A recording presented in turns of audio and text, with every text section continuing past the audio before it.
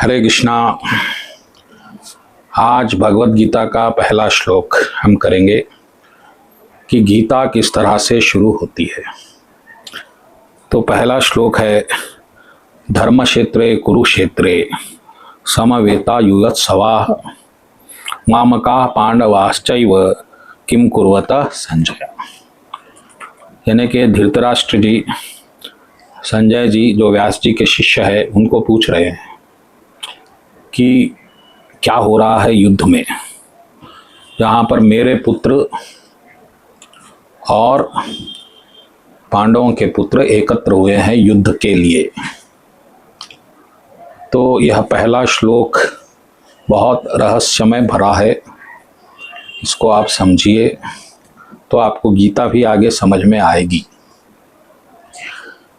तो धर्म क्षेत्रे कुरुक्षेत्र, धृतराष्ट्र जी जो बड़े विद्वान भी है लेकिन नेत्रहीन है, उन्होंने कहा धर्म क्षेत्र, जबकि वो युद्ध क्षेत्र है, कुरुक्षेत्र है, मृत्यु स्थल है, शमशान है, कब्रस्तान है, लेकिन उसको धर्म क्षेत्र कहा गया है क्योंकि इसी अपवित्र जगह पर एक मंथन होने वाला है और वो मंथन धर्म का मंथन है, जिसमें अधर्म का नाश होगा और धर्म की स्थापना होगी। ऐसा स्थान जिसको कुरुक्षेत्र कहा गया है वह अपवित्र नहीं हो सकता। जिस तरह से कोई वैद्यशाला जहाँ पर आपके शरीर को ऑपरेट किया जाता है, काटा जाता है ताकि आप में नया जीवन, आप रोग मुक्त हो, वह अपवित्र नहीं हो सकता। वहाँ नए जीवन का संचार हो रहा है, रोग मुक्ति का संचार हो रहा है। इसी तरह से भगवत गीता की शुरुआत धर्म क्षेत्र से हो रही है, जहाँ युद्ध के द्वारा एक मंथन होने वाला है। मंथन, याद रखिए, मंथन हो रहा है और इस मंथन में वो अधर्म हट जाएगा विष बन के और धर्म अमृत बन के पनपेगा। ये हकीकत है। इसीलिए धृतराष्ट्र जी कह रहे हैं धर्म क्षेत्रे कुरुक्षेत्रे, मेरे बेटे और पांडवों के बेटे। तो हमेशा ही दो विभाग होंगे प्रकृति के, एक पुण्य एक पाप, गर्मी सर्दी, जीत हार, ये सब साथ ही रहेंगे और कभी ये असंतुलित होगा तो कभी वो असंतुलित होगा। और जब भी असंतुलित होगा तो उसको समान रखने की बाध्यता किस पे होगी? प्रकृति पे होगी। और प्रकृति स्वयं जड़ है, तो इसको संभालने की जो जिम्मेदारी है वह भगवान पे होगी, जो प्रकृति के ईश्वर है। इसीलिए धृतराष्ट्र जी कह रहे हैं धर्म क्षेत्रे कुरुक्षेत्र।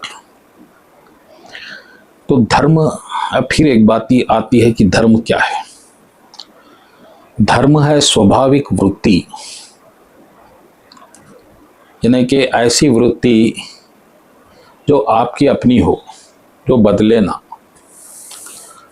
जैसा अगर आप भाई, आपको भाई की उपाधि मिल गई, आपके यहाँ बहन का जन्म हुआ, तो उस बहन की रक्षा, उसका पालन पोषण, उसकी मर्यादा की रक्षा अपने आप पर आ गई है। उसके लिए कोई क्रिया करने की आवश्यकता नहीं, स्वतः धर्म आ गया है। इसी तरह आपके शरीर में, मन में जितनी उपाधियां इसने ग्रहण की है, आपके उतने ही धर्म आपने पाल रखे हैं और हर धर्म की अपनी मांग है, मर्यादा है, सीमा है और आपको निभाना है। और जब धर्म नहीं निभाया जाता तो भगवान अवतार लेके हमको बताते हैं कि धर्म कैसे किया जाता है। इसलिए युद्ध के क्षेत्र को भी, क्योंकि धर्म कहीं भी आएगा, धर्म जब घूमेगा तो कोई ऐसा मोड़ जरूर आएगा जहां अच्छाई बुराई आमने सामने आएंगे और अपनी प्रभुता के लिए युद्ध करेंगे। धर्म को भी जीत कर ही प्रभुता स्थापित करनी होगी और अधर्म को भी जीत कर ही स्थापित करनी होगी। दोनों ही जीतना चाहेंगे और इसमें जीतेगा धर्म, ये हम सब जानते हैं। अधर्म धर्म से नहीं जीत सकता। अधर्म कभी बलवान प्रतीत हो सकता है कुछ देर के लिए, लेकिन अंत में उसका विनाश हो जाता है। तो भक्तगणों, धर्म क्षेत्र कुरुक्षेत्र में एक नेत्रहीन व्यक्ति पूछ रहा है क्या हो रहा है, लेकिन उस नेत्रहीन व्यक्ति को भी ये मालूम है कि इस धर्म में धर्म की जय हो रही है इस युद्ध में और अधर्म की पराजय होगी। लेकिन अधर्म बलवान प्रतीत हो रहा है, तो ऐसा लग रहा है कि अधर्म भी जीत सकता है। जैसे गंगापुत्र भीष्म, कर्ण, जयद्रथ, द्रोणाचार्य, भीष्म, ऐसे लोग अधर्म के पक्ष में हैं। तो कदाचित ये ऐसा लग रहा है कि ये युद्ध में अधर्म जीतेगा, धर्म हारेगा, क्योंकि धर्म बहुत निर्बल है, केवल अर्जुन पे टिका हुआ है और अर्जुन कहाँ तक लड़ेगा। लेकिन ये लोग भूल गए कि अर्जुन के साथ कृष्ण है और जहाँ कृष्ण है वहाँ विजय है।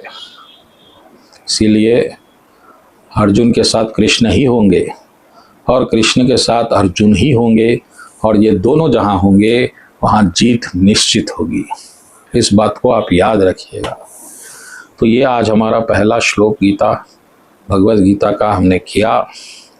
अब हम अगले हमारे एपिसोड में दूसरा श्लोक करेंगे जो महत्वपूर्ण है इस श्रृंखला में, ताकि आपको गीता स्पष्ट रूप से समझ में आ जाए कि भगवद गीता में क्या है, वो क्यों पढ़ना चाहिए, उसको पढ़ने से हमें क्या लाभ है। ये सब बातें क्लियर होने से आपको उसमें आनंद आए।